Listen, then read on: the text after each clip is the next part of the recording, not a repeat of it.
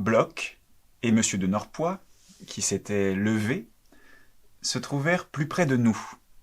« Monsieur, dit Madame de Villeparisis, lui avez-vous parlé de l'affaire Dreyfus ?» Monsieur de Norpois leva les yeux au ciel, mais en souriant, comme pour attester l'énormité des caprices auxquels sa Dulcinée lui imposait le devoir d'obéir. Néanmoins, il parla à Bloch, avec beaucoup d'affabilité. Des années affreuses, peut-être mortelles, que traversait la France. Comme cela signifiait probablement que M. de Norpois, à qui Bloch cependant avait dit croire à l'innocence de Dreyfus, était ardemment anti-Dreyfusard. L'amabilité de l'ambassadeur, l'air qu'il avait de donner raison à son interlocuteur, de ne pas douter qu'ils fussent du même avis, de se liguer en complicité avec lui pour accabler le gouvernement, flattait la vanité de Bloch et excitait sa curiosité. Quels étaient les points importants que M. de Norpois ne spécifiait point, mais sur lesquels il semblait implicitement admettre que Bloch et lui étaient d'accord? Quelle opinion avait-il donc de l'affaire qui put les réunir? Bloch était d'autant plus étonné de l'accord mystérieux qui semblait exister entre lui et M. de Norpois que cet accord ne portait pas que sur la politique. Madame de Villeparisis ayant assez longuement parlé à M. de Norpois des travaux littéraires de Bloch. « Vous n'êtes pas de votre temps, dit à celui-ci l'ancien ambassadeur, et je vous en félicite. Vous n'êtes pas de ce temps où les études désintéressées n'existent plus, où on ne vend plus au public que des obscénités ou des inepties. Des efforts tels que les vôtres devraient être encouragés si nous avions un gouvernement. » Bloch était flatté de surnager seul dans le naufrage universel. Mais là encore, il aurait voulu des précisions, savoir de quelles inepties voulait parler M. de Norpois. Bloch avait le sentiment de travailler avec la même voix que beaucoup, il ne s'était pas cru si exceptionnel. Il revint à l'affaire Dreyfus, mais ne put arriver à démêler l'opinion de M. de Norpois. Il tâcha de le faire parler des officiers, dont le nom revenait souvent dans les journaux à ce moment-là. Ils excitaient plus la curiosité que les hommes politiques mêlés à la même affaire, parce qu'ils n'étaient pas déjà connus comme ceci, et dans un costume spécial, du fond d'une vie différente et d'un silence religieusement gardé, venaient seulement de surgir et de parler, comme Lohengrin descendant d'une nacelle conduite par un cygne. Bloch avait pu, grâce à un avocat nationaliste qu'il connaissait, entrer à plusieurs audiences du procès Zola. Il arrivait là le matin pour n'en sortir que le soir, avec une provision de sandwich et une bouteille de café, comme au concours général ou aux compositions du baccalauréat. Et ce changement d'habitude, réveillant l'éréthisme nerveux que le café et les émotions du procès portaient à son comble, il sortait de là tellement amoureux de tout ce qui s'y était passé que, le soir, rentré chez lui, il voulait se replonger dans le beau songe et courait retrouver dans un restaurant fréquenté par les deux parties des camarades avec qui il reparlait sans fin de ce qui s'était passé dans la journée et réparait, par un souper commandé sur un ton impérieux qui lui donnait l'illusion du pouvoir, le jeûne et les fatigues d'une journée commencée si tôt et où on n'avait pas déjeuné. L'homme, jouant perpétuellement entre les deux plans de l'expérience et de l'imagination, voudrait approfondir la vie idéale des gens qu'il connaît et connaître les êtres dont il a eu à imaginer la vie. Aux questions de Bloch, M. de Norpois répondit « Il y a deux officiers mêlés à l'affaire en cours et dont j'ai entendu parler autrefois par un homme dont le jugement m'inspirait grande confiance et qui faisait d'eux le plus grand cas, M. de Méribel. C'est le lieutenant-colonel Henry et le lieutenant-colonel Picard. » Mais, s'écria Bloch, la divine Athéna, fille de Zeus, a mis dans l'esprit de chacun le contraire de ce qui est dans l'esprit de l'autre. Et ils luttent l'un contre l'autre tels deux lions. Le colonel Picard avait une grande situation dans l'armée, mais sa moire l'a conduit du côté qui n'était pas le sien. L'épée des nationalistes tranchera son corps délicat, et il servira de pâture aux animaux carnassiers et aux oiseaux qui se nourrissent de la graisse des morts.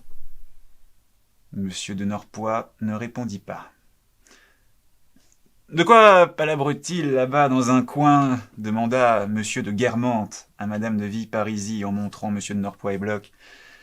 De l'affaire Dreyfus. Oh, diable. À propos, saviez-vous qui est partisan enragé de Dreyfus? Je vous le donne en mille, mon neveu Robert. Je vous dirais même qu'au jockey, quand on a appris ses prouesses, ça a été une levée de bouclier. Un véritable tollé, comme on le présente dans 8 jours. Évidemment, interrompit la duchesse, s'ils sont tous comme Gilbert, qui a toujours soutenu qu'il fallait renvoyer tous les juifs à Jérusalem. Ah, alors, le prince de Guermantes est tout à fait dans mes idées, interrompit M. d'Argencourt. Le duc se parait de sa femme, mais ne l'aimait pas. Très suffisant, il détestait d'être interrompu, puis il avait dans son ménage l'habitude d'être brutal avec elle. Frémissant d'une double colère de mauvais mari à qui on parle et de beaux parleurs qu'on n'écoute pas, il s'arrêta net et lança sur la duchesse un regard qui embarrassa tout le monde. « Qu'est-ce qui vous prend de parler de Gilbert et de Jérusalem » dit-il enfin. « Il ne s'agit pas de cela. » Mais, ajouta-t-il d'un ton radouci, vous m'avouerez que si un des nôtres était refusé au jockey, et surtout Robert, dont le père a été pendant 10 ans président, ce serait un comble. Que voulez-vous, ma chère? Ça les a fait tiquer, ces gens, ils ont ouvert de gros yeux, je ne peux pas leur donner tort. Personnellement, vous savez que je n'ai aucun préjugé de race, je trouve que ce n'est pas de notre époque et j'ai la prétention de marcher avec mon temps. Mais enfin, que diable, quand on s'appelle le marquis de Saint-Loup, on n'est pas Dreyfusard, que voulez-vous que je vous dise? Monsieur de Guermantes prononça ces mots « quand on s'appelle le marquis de Saint-Loup » avec emphase. Il savait pourtant bien que c'était une plus grande chose de s'appeler le duc de Guermantes, mais si son amour-propre avait des tendances à s'exagérer plutôt la supériorité du titre de duc de Guermantes, ce n'était peut-être pas tant les règles du bon goût que les lois de l'imagination qui le poussaient à le diminuer. Chacun voit en plus beau ce qu'il voit à distance, ce qu'il voit chez les autres. Car les lois générales qui règlent la perspective, dans l'imagination, s'appliquent aussi bien aux ducs qu'aux autres hommes. Non seulement les lois de l'imagination, mais celles du langage. Or, l'une ou l'autre des deux lois du langage pouvait s'appliquer ici. L'une veut qu'on s'exprime comme les gens de sa classe mentale, et non de sa caste d'origine. Par là, M. de Guermantes pouvait être dans ses expressions, même quand il voulait parler de noblesse, tributaire de très petits bourgeois, qui auraient dit oh, « quand on s'appelle le duc de Guermantes », tandis qu'un homme lettré, un Swann, un Legrandin, ne l'eussent pas dit. Un duc peut écrire des romans d'épicier, même sur les mœurs du grand monde, les parchemins n'étant là de nul secours, et l'épithète d'aristocratique être méritée par les écrits d'un plébéien. Quel était dans ce cas le bourgeois à qui M. de Guermantes avait entendu dire « quand on s'appelle », il n'en savait sans doute rien. Mais une autre loi du langage est que de temps en temps, comme font leur apparition et s'éloignent certaines maladies dont on n'entend plus parler ensuite, il naît, on ne sait trop comment, soit spontanément, soit par un hasard comparable à celui qui fit germer en France une mauvaise herbe d'Amérique, dont la graine prise après la peluche d'une couverture de voyage était tombée sur un talus de chemin de fer, des modes d'expression qu'on entend dans la même décade, dites par des gens qui ne se sont pas concertés pour cela. Or, de même qu'une certaine année, j'entendis Bloch dire en parlant de lui-même comme les gens les plus charmants, les plus brillants, les mieux posés, les plus difficiles se sont aperçus qu'il n'y avait qu'un seul être qu'ils trouvaient intelligent, agréable, dont il ne pouvait se passer, c'était Bloch. Et la même phrase dans la bouche de bien d'autres jeunes gens qui ne la connaissaient pas et qui remplaçaient seulement Bloch par leur propre nom. De même, je devais entendre souvent le « quand on s'appelle ». « Que voulez-vous » continua le duc. « Avec l'esprit qui règne là, c'est assez compréhensible. »« C'est surtout comique, » répondit la duchesse, étant donné les idées de sa mère qui nous rase avec la patrie française du matin au soir. Oui, mais il n'y a pas que sa mère, il faut pas nous raconter de crack. Il y a une donzelle, une cascadeuse de la pire espèce qui a plus d'influence sur lui et qui est précisément compatriote du sieur Dreyfus. Elle a passé à Robert son état d'esprit. Vous ne saviez peut-être pas, monsieur le duc, qu'il y a un mot nouveau pour exprimer un tel genre d'esprit, dit l'archiviste, qui était secrétaire des comités antirévisionnistes. On dit mentalité. Cela signifie exactement la même chose, mais au moins personne ne sait ce qu'on veut dire. C'est le fin du fin, et comme on dit, le dernier cri. Cependant, ayant entendu le nom de Bloch, il le voyait poser des questions à M. de Norpois avec une inquiétude qui en éveilla une différente, mais aussi forte, chez la marquise. Tremblant devant l'archiviste et faisant l'anti-dreyfusarde avec lui, elle craignait ses reproches s'il se rendait compte qu'elle avait reçu un juif plus ou moins affilié au syndicat. « Ah, mentalité, j'en prends note, je le resservirai, dit le duc. C'était pas une figure, le duc avait un petit carnet rempli de citations et qu'il relisait avant les grands dîners. Mentalité me plaît, il y a comme cela des mots nouveaux qu'on lance mais ne durent pas. Dernièrement, j'ai lu comme cela qu'un écrivain était talentueux. Comprenne qui pourra. Puis je ne l'ai plus jamais revu. Mais mentalité est plus employée que talentueux, dit l'historien de la Fronde pour se mêler à la conversation. Je suis membre d'une commission au ministère de l'Instruction publique où je l'ai entendu employer plusieurs fois, et aussi à mon cercle, le cercle Volnay, et même à dîner chez M. Émile Olivier. Moi qui n'ai pas l'honneur de faire partie du ministère de l'Instruction publique, répondit le duc avec une feinte humilité, mais avec une vanité si profonde que sa bouche ne pouvait s'empêcher de sourire et ses yeux de jeter à l'assistance des regards pétillants de joie, sous l'ironie desquels rougit le pauvre historien. « Moi qui n'ai pas l'honneur de faire partie du ministère de l'Instruction publique, reprit-il, s'écoutant parler, ni du cercle Volnay, je ne suis que de l'Union et du Jockey. Vous n'êtes pas du Jockey, monsieur ?» demanda-t-il à l'historien qui rougissait encore davantage, flairant une insolence et ne la comprenant pas, se mit à trembler de tous ses membres. « Moi qui ne dîne même pas chez monsieur Émile Olivier, j'avoue que je ne connaissais pas mentalité. Je suis sûr que vous êtes dans mon cas, Argencourt. Vous savez pourquoi on ne peut pas montrer les preuves de la trahison de Dreyfus ? Il paraît que c'est parce qu'il est l'amant de la femme du ministre de la Guerre. Cela se dit sous le manteau. Ah, je croyais de la femme du président du Conseil, dit M. d'Argencourt. Bon, je vous trouve tous aussi assommants les uns que les autres avec cette affaire, dit la duchesse de Guermantes, qui, au point de vue mondain, tenait toujours à montrer qu'elle ne se laissait mener par personne. Elle ne peut pas avoir de conséquences pour moi au point de vue des Juifs, pour la bonne raison que je n'en ai pas dans mes relations et compte toujours rester dans cette bienheureuse ignorance. Et d'autre part, je trouve insupportable que, sous prétexte qu'elles sont bien pensantes, qu'elles n'achètent rien aux marchands juifs ou qu'elles ont mort aux juifs écrit sur leur ombrelle, une quantité de dames Durand ou Dubois que nous n'aurions jamais connues nous soit imposée par Marie Hénard ou par Victurnienne. Je suis allé chez Marie Hénard avant-hier. C'était charmant autrefois.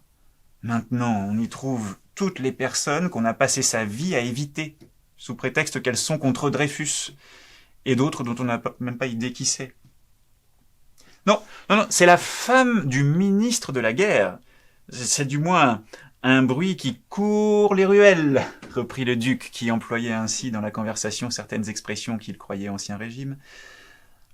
Enfin, en tout cas, personnellement, on sait que je pense tout le contraire de mon cousin Gilbert. Je ne suis pas un féodal comme lui, je me promènerais avec un nègre s'il était de mes amis, et je me soucierais de l'opinion du tiers et du quart comme l'an 40, mais enfin tout de même, vous m'avouerez que quand on s'appelle Saint-Loup, on ne s'amuse pas à prendre le contre-pied des idées de tout le monde qui a plus d'esprit que Voltaire et même que mon neveu. Et surtout, on ne se livre pas à ce que j'appellerais des acrobaties de sensibilité, 8 jours avant de se présenter au cercle. C'est un peu roide. Non, c'est probablement sa petite grue qui lui aura monté le bourrichon, elle lui aura persuadé qu'il se classerait parmi les intellectuels. Les intellectuels, c'est le tarte à la crème de ces messieurs. Du reste, cela a fait rire un assez joli jeu de mots, et cela a fait faire un assez joli jeu de mots, mais très méchant. Et le duc cita tout bas pour la duchesse et monsieur d'Argencourt Mater semita, qui en effet se disait déjà au jockey, car de toutes les graines voyageuses, celle à qui sont attachées les ailes les plus solides qui lui permettent d'être disséminées à plus grande distance de son lieu d'éclosion, c'est encore une plaisanterie. Nous pourrions demander des explications à monsieur, qui a l'air d'une érudit, dit-il en montrant l'historien, mais il est préférable de ne pas en parler, d'autant plus que le fait est parfaitement faux. Je ne suis pas si ambitieux que ma cousine Mirepoix qui prétend qu'elle peut suivre la filiation de sa maison avant Jésus-Christ, jusqu'à la tribu de Lévi. Et je me fais fort de démontrer qu'il n'y a jamais eu une goutte de sang juif dans notre famille. Mais enfin, il ne faut tout de même pas nous la faire à l'oseille. Il est bien certain que les charmantes opinions de monsieur mon neveu peuvent faire assez de bruit dans Landerneau, d'autant plus que Fezensac est malade, ce sera Duras qui mènera tout, et vous savez s'il aime à faire des embarras, dit le duc, qui n'était jamais arrivé à comprendre le sens précis de certains mots et qui croyait que faire des embarras voulait dire faire non pas de l'esbrouf, mais des complications.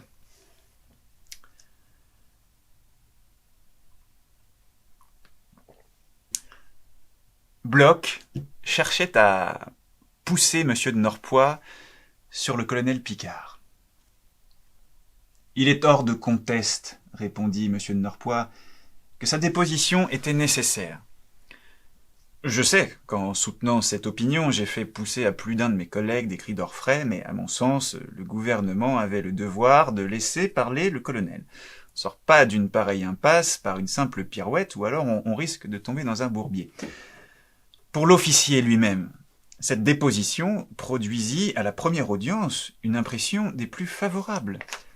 Quand on l'a vu, bien pris dans le joli uniforme des chasseurs, venir sur un ton parfaitement simple et franc, raconter ce qu'il avait vu, ce qu'il avait cru dire. Sur mon honneur de soldat, et ici la voix de M. de Norpois vibra d'un léger trémolo patriotique, telle est ma conviction. Il n'a pas à nier que l'impression a été profonde. Ah voilà, il est Dreyfusard. Il n'y a plus l'ombre d'un doute, pensa Bloch. Mais ce qui lui a aliéné entièrement les sympathies qu'il avait pu rallier d'abord, cela a été sa confrontation avec l'archiviste Griblin, quand on entendit ce vieux serviteur, cet homme qui n'a qu'une parole. Monsieur de Norpois accentua avec l'énergie des convictions nécessaires les mots qui suivirent. Quand on l'entendit, quand on le vit regarder dans les yeux son supérieur, ne pas craindre de lui tenir la dragée haute et lui dire d'un ton qui n'admettait pas de réplique « Voyons, mon colonel, vous savez bien que je n'ai jamais menti, vous savez bien qu'en ce moment, comme toujours, je dis la vérité. » Le vent tourna. Monsieur Picard eut beau remuer ciel et terre, dans les audiences suivantes, il fit bel et bien un fiasco. « Ah non, décidément, il est anti-Dreyfusard, c'est couru, » se dit Bloch. Mais s'il croit Picard un traître qui ment, comment peut-il tenir compte de ces révélations et les évoquer comme s'il y trouvait du charme et les croyait sincères?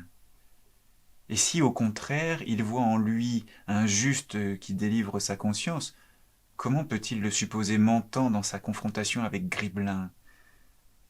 En tout cas, si ce Dreyfus est innocent, interrompit la duchesse, il ne le prouve guère.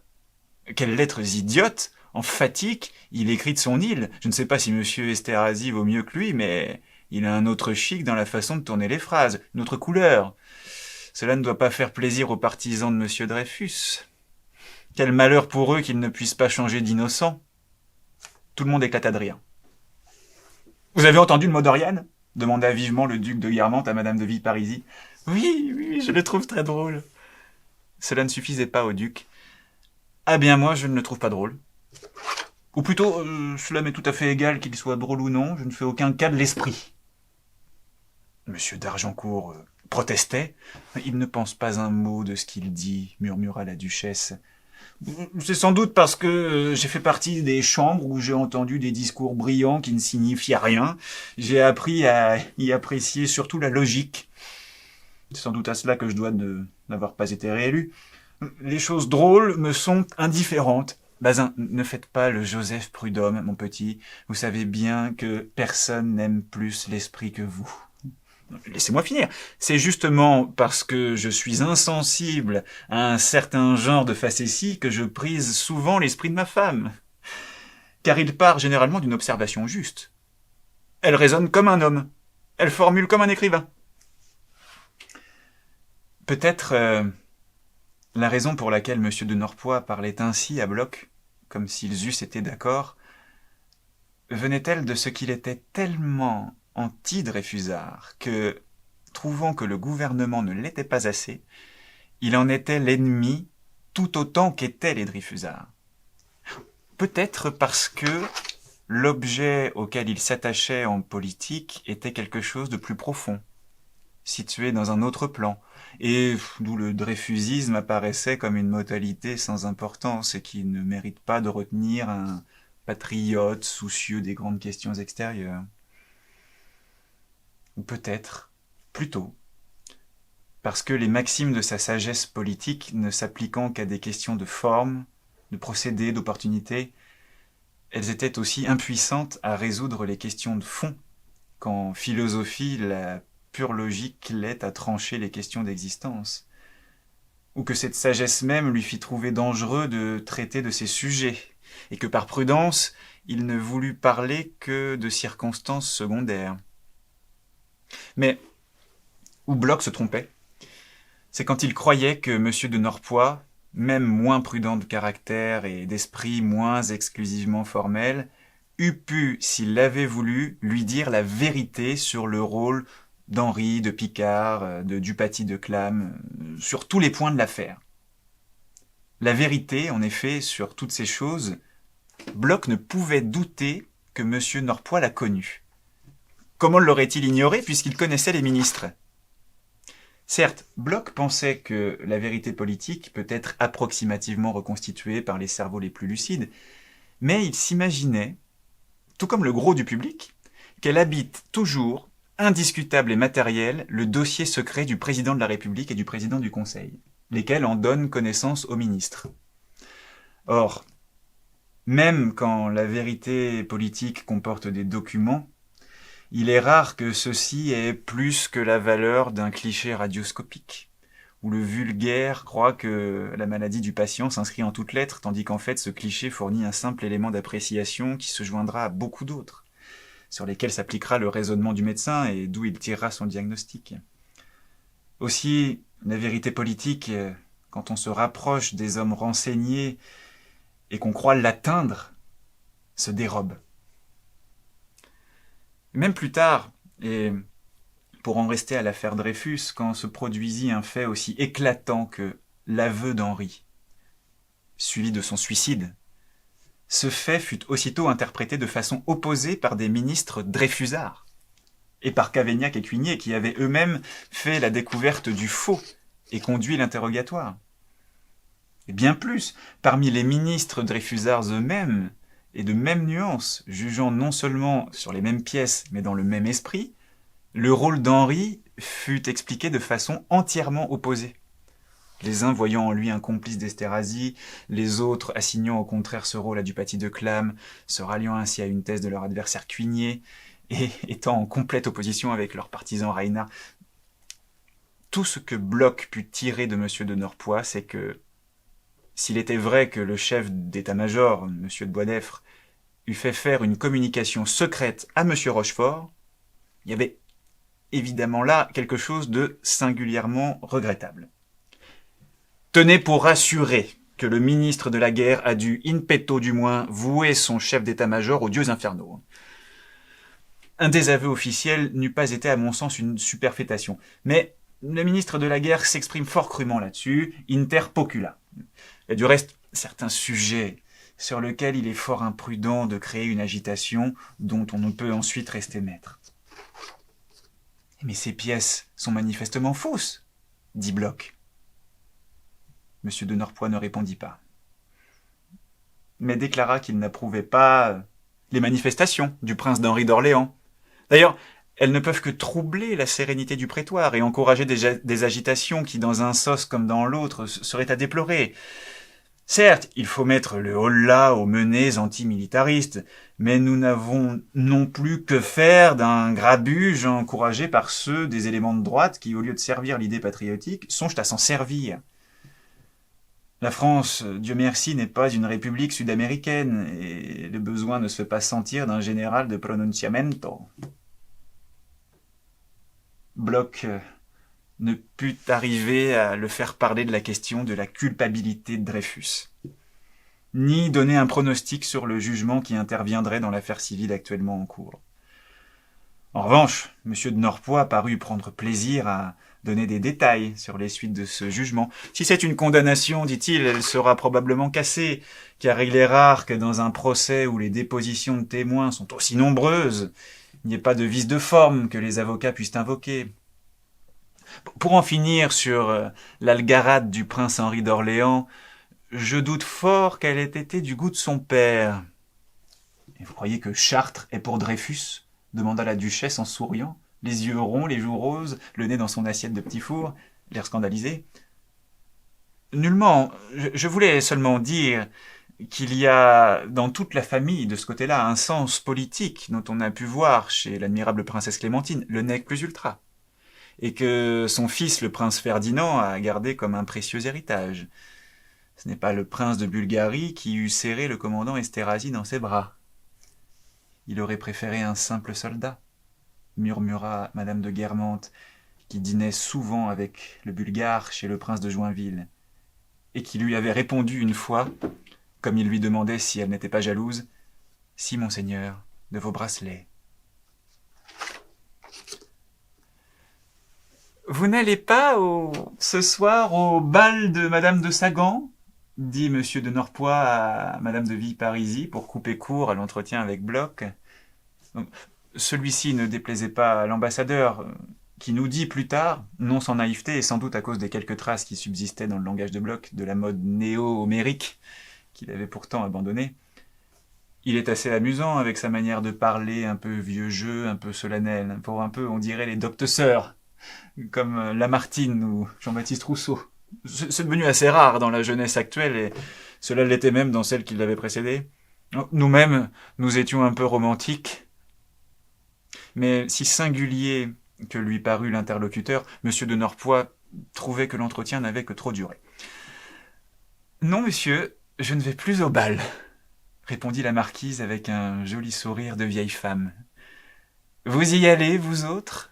C'est de votre âge ?» ajouta-t-elle en englobant dans un même regard M. de Châtellerault, son ami, et Bloch.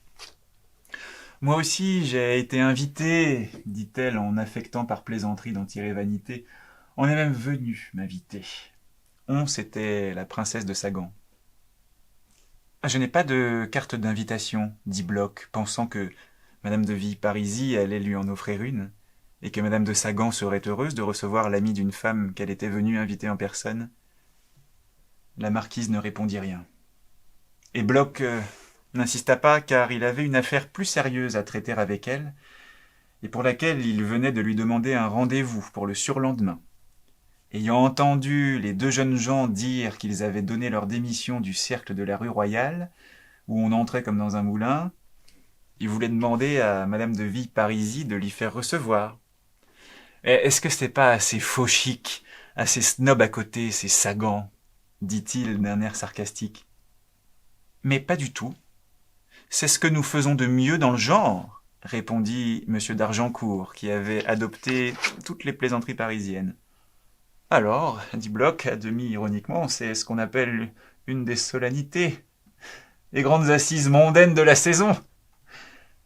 Madame de Villeparisis dit gaiement à madame de Guermantes, « Voyons, est-ce une grande solennité mondaine, le bal de madame de Sagan ?»« Ce n'est pas à moi qu'il faut demander cela, » lui répondit ironiquement la duchesse. « Je ne suis pas encore arrivé à savoir ce que c'était qu'une solennité mondaine. Du reste, les choses mondaines ne sont pas mon fort. »« Ah, je croyais le contraire, » dit Bloch, qui se figurait que madame de Guermantes avait parlé sincèrement. Il continua, au grand désespoir de M. de Norpois, à lui poser nombre de questions sur les officiers, dont le nom revenait le plus souvent à propos de l'affaire Dreyfus. Celui-ci déclara qu'à vue de nez, le colonel du Paty de Clam lui faisait l'effet d'un cerveau un peu fumeux, et qui n'avait peut-être pas été heureusement choisi pour conduire cette chose délicate qui exige tant de sang-froid et de discernement, une instruction. Oh, je sais que le Parti socialiste réclame sa tête à corps et à cri, ainsi que l'élargissement immédiat du prisonnier de l'île du Diable, mais je pense que nous n'en sommes pas encore réduits à passer ainsi sous les fourches caudines de messieurs Géraud Richard et consorts. Oh, cette affaire-là, jusqu'ici, c'est la bouteille à l'encre. Je ne dis pas que, d'un côté comme de l'autre, il y ait à cacher d'assez vilaines turpitudes, que même certains protecteurs plus ou moins désintéressés de votre client puissent avoir de bonnes intentions. Je ne prétends pas le contraire, mais vous savez que l'enfer en est pavé, ajouta-t-il avec un regard fin. Il est essentiel que le gouvernement donne l'impression qu'il n'est pas aux mains des factions de gauche, et qu'il n'a pas à se rendre pieds et poings liés aux sommations de je ne sais quelle armée prétorienne qui, croyez-moi, n'est pas l'armée. Il va de soi que, si un fait nouveau se produisait, une procédure de révision serait entamée. La conséquence saute aux yeux. Réclamer cela, c'est enfoncer une porte ouverte. Ce jour-là, le gouvernement saura parler haut et clair, où il laisserait tomber en quenouille ce qui est sa prérogative essentielle. Les coqs à l'âne ne suffiront plus. Il faudra donner des juges à Dreyfus. Et ce sera chose facile, car, quoique l'on ait pris l'habitude, dans notre douce France, où l'on aime à se calomnier soi-même, de croire ou de laisser croire que pour faire entendre les mots de vérité et de justice, il est indispensable de traverser la Manche, ce qui n'est bien souvent qu'un moyen détourné de rejoindre l'Asprée, il n'y a pas de juge qu'à Berlin. Mais une fois l'action gouvernementale mise en mouvement, le gouvernement, saurez-vous l'écouter ? Quand il vous conviera à remplir votre devoir civique, saurez-vous l'écouter ? Vous rangerez-vous autour de lui ? À son patriotique appel, saurez-vous ne pas rester sourd et répondre présent ?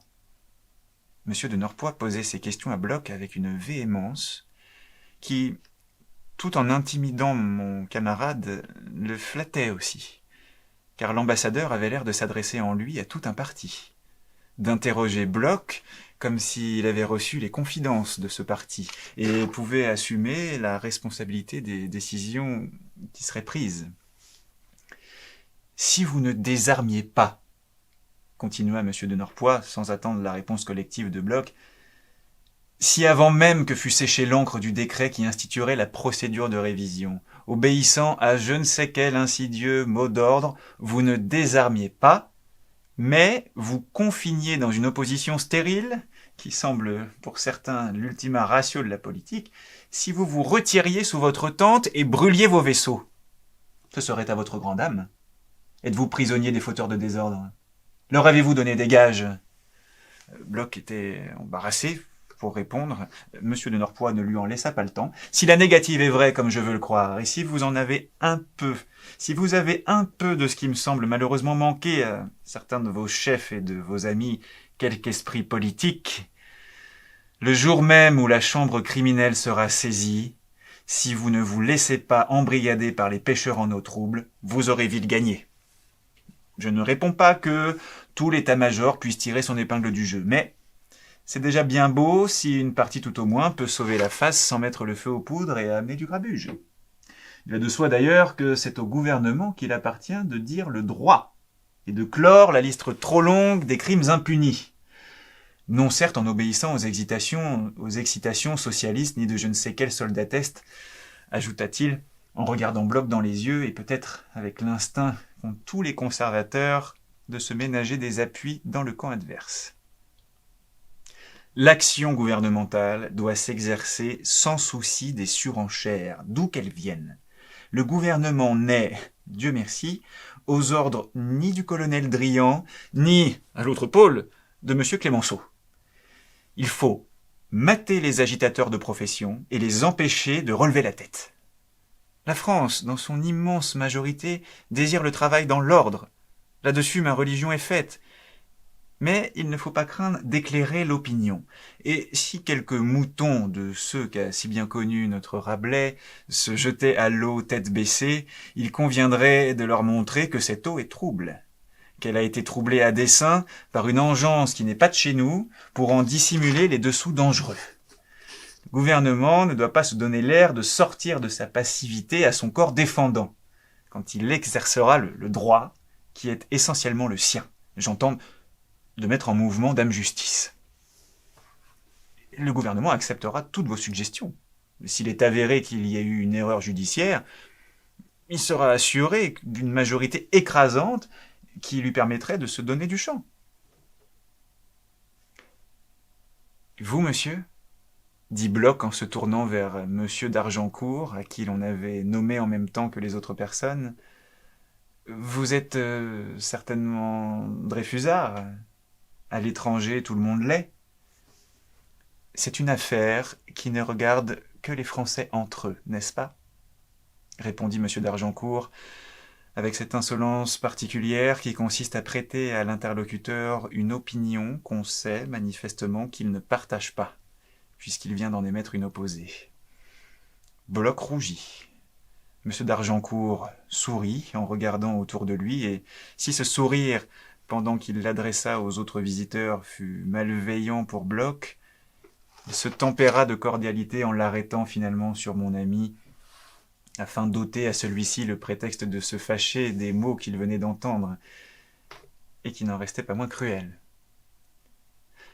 Madame de Guermantes dit à l'oreille de M. d'Argencourt quelque chose que je n'entendis pas, mais qui devait avoir trait à la religion de Bloch, car il passa à ce moment dans la figure de la duchesse cette expression à laquelle la peur qu'on a d'être remarqué par la personne dont on parle donne quelque chose d'hésitant et faux, et où se mêle la gaieté curieuse et malveillante qu'inspire un groupement humain auquel nous nous sentons radicalement étrangers. Pour se rattraper, Bloch se tourna vers le duc de Châtellerault. « Vous, monsieur, qui êtes français, vous savez certainement qu'on est Dreyfusard à l'étranger, quoiqu'on prétende qu'en France, on ne sait jamais ce qui se passe à l'étranger.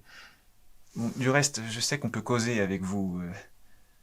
Saint-Loup me l'a dit. » Mais le jeune duc, qui sentait que tout le monde se mettait contre Bloch, et qui était lâche, comme on l'est souvent dans le monde, usant d'ailleurs d'un esprit précieux et mordant que par atavisme il semblait tenir de M. de Charlus, « Excusez-moi, monsieur, de ne pas discuter de Dreyfus avec vous, mais c'est une affaire dont j'ai pour principe de ne parler qu'entre japhetiques. » Tout le monde sourit, excepté Bloch. Non qu'il n'eût l'habitude de prononcer des phrases ironiques sur ses origines juives, sur son côté qui tenait un peu au Sinaï, mais au lieu d'une de ces phrases, lesquelles sans doute n'étaient pas prêtes, le déclic de la machine intérieure en fit monter une autre à la bouche de Bloch, et on ne put recueillir que ceci. « Mais comment avez-vous pu savoir? Qui vous a dit ?» Comme s'il avait été le fils d'un forçat. D'autre part, étant donné son nom, qui ne passe pas précisément pour chrétien, et son visage, son étonnement montrait quelque naïveté. Ce que lui avait dit M. de Norpois ne l'ayant pas complètement satisfait, il s'approcha de l'archiviste et lui demanda si on ne voyait pas quelquefois chez Madame de Villeparisis M. Dupaty de Clam ou M. Joseph Reynard. L'archiviste ne répondit rien. Il était nationaliste et ne cessait de prêcher à la marquise qu'il y aurait bientôt une guerre sociale et qu'elle devrait être plus prudente dans le choix de ses relations. Il se demanda si Bloch n'était pas un émissaire secret du syndicat venu pour le renseigner, et alla immédiatement répéter à Madame de Villeparisis ces questions que Bloch venait de lui poser. Bon, elle jugea qu'il était au moins mal élevé, peut-être dangereux pour la situation de M. de Norpois. Enfin, elle voulait donner satisfaction à l'archiviste, la seule personne qui lui inspira quelques craintes et par lequel elle était endoctrinée, sans grand succès. Chaque matin, il lui lisait l'article de M. Judet dans le petit journal. Elle voulut donc signifier à Bloch qu'il eut à ne pas revenir. Et elle trouva tout naturellement dans son répertoire mondain la scène par laquelle une grande dame met quelqu'un à la porte de chez elle. scène qui ne comporte nullement le doigt levé et les yeux flambants que l'on se figure. Comme Bloch s'approchait d'elle pour lui dire au revoir, enfoncée dans son grand fauteuil, elle parut à demi tirée d'une vague somnolence. Ses regards noyés n'eurent que la lueur faible et charmante d'une perle. Les adieux de Bloch, déplissant à peine dans la figure de la marquise un languissant sourire, ne lui arrachèrent pas une parole, et elle ne lui tendit pas la main. Cette scène mit Bloch au comble de l'étonnement. Mais comme un cercle de personnes en était témoin alentour, il ne pensa pas qu'elle pût se prolonger sans inconvénient pour lui, et, pour forcer la marquise la main qu'on ne venait pas lui prendre, de lui-même il la tendit. Madame de Villeparisis fut choquée. Mais sans doute, tout en tenant à donner une satisfaction immédiate à l'archiviste et au clan anti-Dreyfusard, voulait-elle pourtant ménager l'avenir, elle se contenta d'abaisser les paupières et de fermer à demi les yeux. « Je crois qu'elle dort, » dit Bloch à l'archiviste, qui, se sentant soutenu par la marquise, prit un air indigné. « Adieu, madame !» cria-t-il. La marquise fit le léger mouvement de lèvres d'une mourante qui voudrait ouvrir la bouche, mais dont le regard ne reconnaît plus. Puis elle se tourna, débordante d'une vie retrouvée, vers le marquis d'Argencourt, tandis que Bloch s'éloignait, persuadé qu'elle était ramollie. Plein de curiosité et du dessein d'éclairer un incident si étrange, il revint la voir quelques jours après. Elle le reçut très bien, parce qu'elle était bonne femme, que l'archiviste n'était pas là, qu'elle tenait à la scénette que Bloch devait faire jouer chez elle, et qu'enfin elle avait fait le jeu de la grande dame qu'elle désirait, lequel fut universellement admiré et commenté le soir même, dans divers salons, mais d'après une version qui n'avait déjà plus aucun rapport avec la vérité.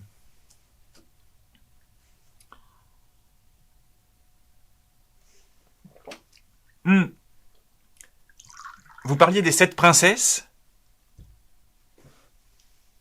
Duchesse ?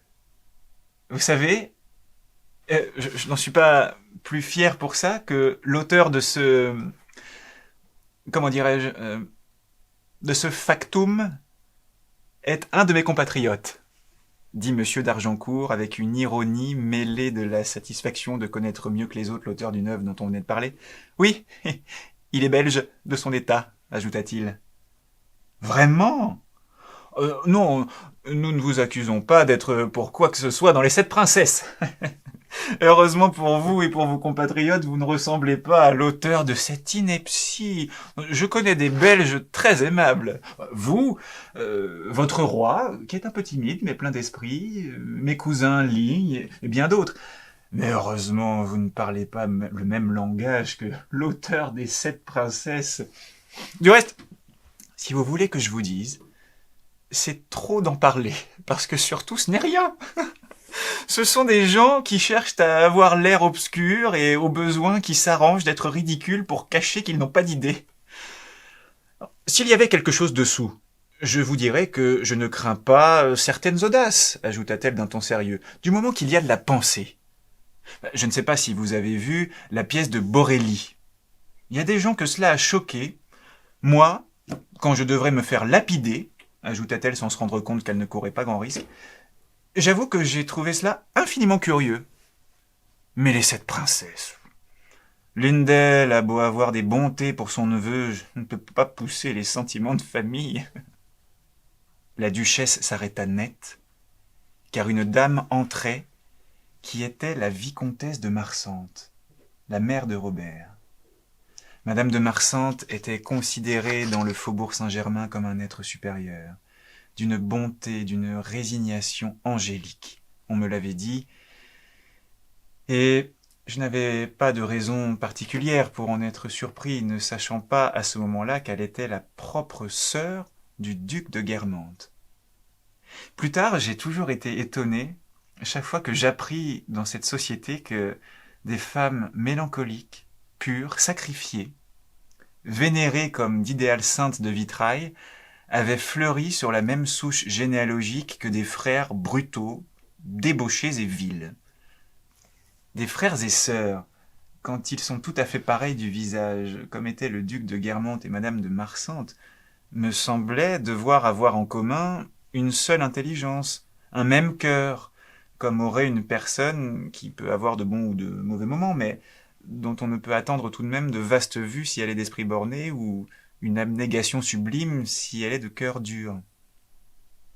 Madame de Marsantes suivait les cours de Brunetière. Elle enthousiasmait le faubourg Saint-Germain et, par sa vie de sainte, l'édifiait aussi. Mais la connexité morphologique du joli nez et du regard pénétrant incitait pourtant à classer madame de Marsantes dans la même famille intellectuelle et morale que son frère le duc.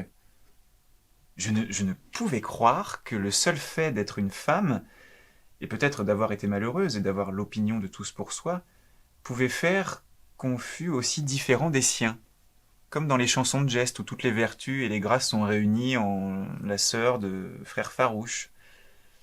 Il me semblait que la nature, moins libre que les vieux poètes, devait se servir à peu près exclusivement des éléments communs à la famille, et je ne pouvais lui attribuer tel pouvoir d'innovation qu'elle fit avec des matériaux analogues à ceux qui composaient un sceau et un rustre, un grand esprit sans aucune tare de sottise, une sainte sans aucune souillure de brutalité.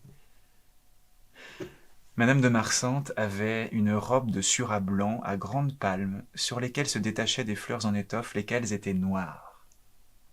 C'est qu'elle avait perdu il y a 3 semaines son cousin monsieur de Montmorency, ce qui ne l'empêchait pas de faire des visites, d'aller à de petits dîners, mais en deuil.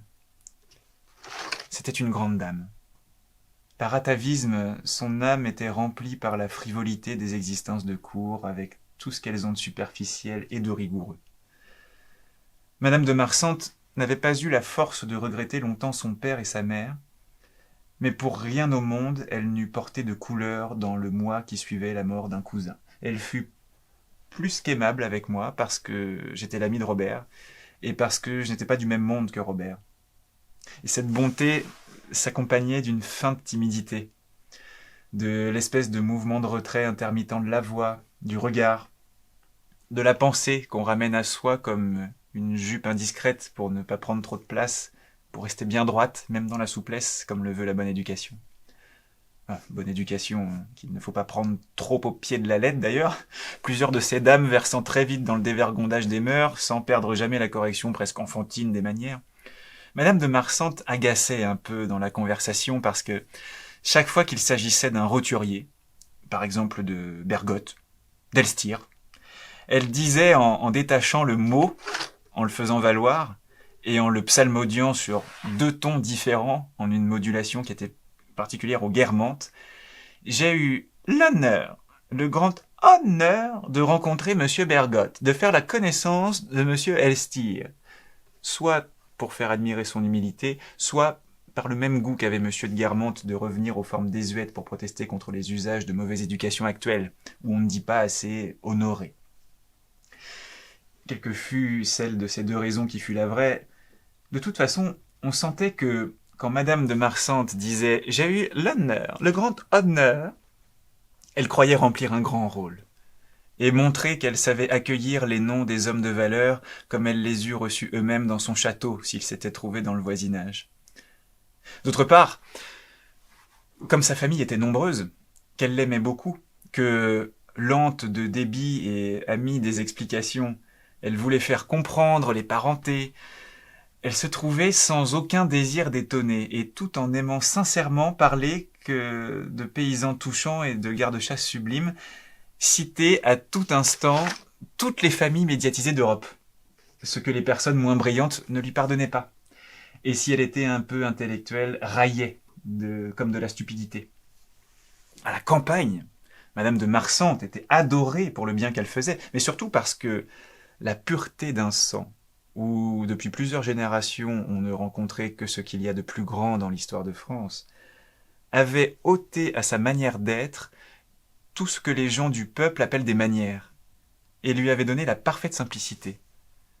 Elle ne craignait pas d'embrasser une pauvre femme qui était malheureuse et lui disait d'aller chercher un char de bois au château.